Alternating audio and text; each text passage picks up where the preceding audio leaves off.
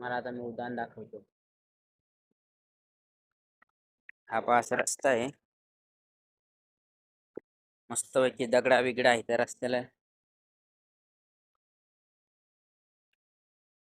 आणि हे पहा मित्रांनो उदाहरण.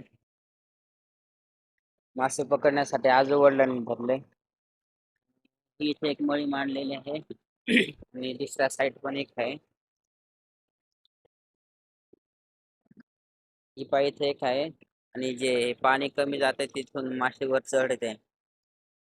कारण की इथं पाण्याचा प्रवाह जास्त असल्यामुळं माशांना काही वर चढता नाही येत. आणि हे साईड पण तिथून पाण्याचा कमी प्रवाह आहे तिथून मासे मळीत चढतात. मस्तपैकी एक आदिवासी परंपरेतील एक दुसरं जुगाड आहे. याला उदान म्हणतात. आणि ही टोकराची मळी आहे, बारीक बारीक काड्या काढून बनवली जाते. आणि मासे शिरतात का नाही पाहू उद्या सकाळी.